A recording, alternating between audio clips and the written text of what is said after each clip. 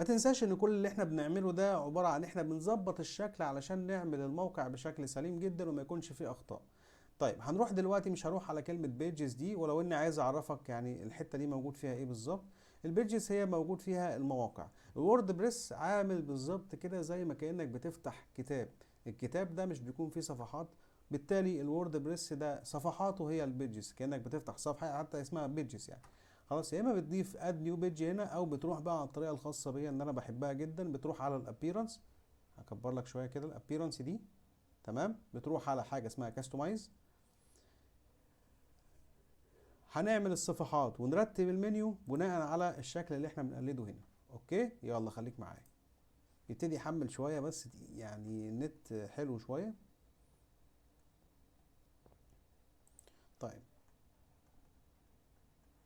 اوكي كده حمل معانا. هنروح على كلمه منيوز، هروح اعمل اسم منيو جديد خاص بيا، هسميه المنيو، تمام، الانجليزي. خلاص. طيب احنا عملنا منيو، مش المنيو عامه بتاع المطاعم بيكون فيه عناصر، يقول لك مثلا ايه، مكرونه الاسباجيتي، الماك، الكبسه، الحاجات دي كلها. خلاص. طيب احنا عندنا عملنا المنيو، هنحدد مكانه ان المنيو ده يكون في الهيدر. طب ايه هو الهيدر؟ اللي هو فوق. طيب تعال نشوف هنا احسن. الهيدر هو الجزء ده، الجزء اللي فوق ده، ده اسمه الهيدر. اوكي. طيب هنروح على الوورد بريس بتاعنا، فانا بقول له ان المنيو ده لو سمحت حطه لي فين؟ في الهيدر. مش كده وبس، زود لي العناصر اللي في المنيو ده. فاروح على الاد ايتمز. بعد كده هروح ازود العناصر منين بقى؟ ما يغركش الهوم دي لانها كاستوم لينك، احنا عايزين نضيف بيج. فهنروح نعمل ايه؟ هنكتب كل العناصر اللي عندنا هنا، الهوم والاباوت والسيرفيس والبوك ناو. هنكتب ايه هنا؟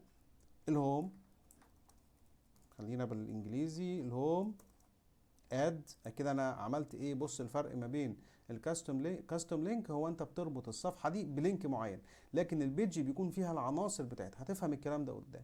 يبقى انا كده بعمل اد نيو بيج، يعني بعمل صفحه جديده وهنا هرتبها. يبقى انا بعمل هنا صفحه باسمها اللي موجود عندنا في التوتوريال، بعد كده باجي هنا انفذها عن طريق حاجه اسمها الريكوردر، ودي هتبقى طريقه ممتازه جدا انك تنجز وقتك. طيب تاني صفحه عندنا ايه يا محمد؟ تعال ناخدهم كده كوبي. طيب بلاش ناخدهم كوبي، خلينا نعمل about مثلا، about us. خلاص. طيب كده احنا عملنا الصفحة رقم 2. طيب رقم 3 عندنا حاجة اسمها السيرفيسز. طيب هنروح على اد نيو بيج، نعمل حاجة اسمها السيرفيسز كده. بعد كده بنعمل ايه؟ الاد.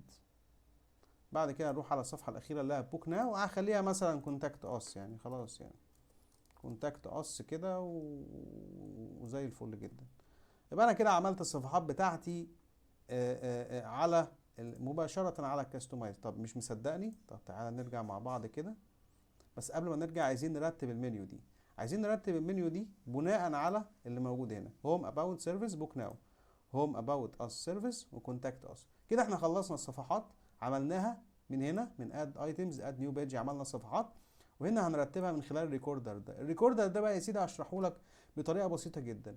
الريكوردر ده فيه فوق وتحت وفيه يمين وشمال. خلاص. لو انا جبت الهوم دي عملتها تحت، يبقى انا بقول له نزل لي الهوم تحت.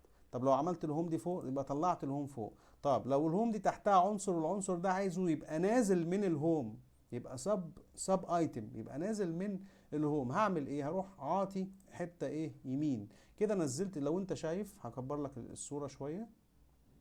لو انت شايف ان الايه، الايتم ده او الاباوت اس ده نزلت تحت الهوم، خلاص. طب عايز ارجعها تاني بحيث انها تبقى صفحه منفصله، هروح على العلامه دي. بس قبل ما اروح على العلامه اللي هي علامه الشمال دي، تعال نبص على الهوم، نزلت تحتها ايه؟ الاباوت اس. فكده احنا رتبنا المنيو ان ده الاب ودي ده الابن. خلاص. طب ارجع الابن ده بحيث ان هو يبقى عنصر منفصل. هتلاقي ان ال الاباء كلهم موجودين هنا. بنعمل كلمه بابلش عشان نحفظ الحاجات اللي احنا ضايفينها. تمام. لازم طبعا done بعد كده publish. اوكي. ريكوردر خلصت done، بعد كده ايه؟ publish.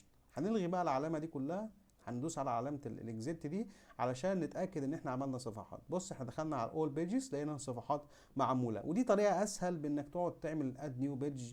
بعد كده تنزل بعد كده يحمل لك مثلا 10 ثواني او حاجه زي كده. دي الطريقه الاسهل فيها. خلاص. يلا بينا بقى نخش على ازاي نخلي الصفحات دي متوافقة مع الإليمنتور، وإزاي بقى نبدأ في تنفيذ أول صفحة معانا. وطريقة الام كي سيستم هنتناولها في الجزء اللي جاي أو في الحتة اللي جاي.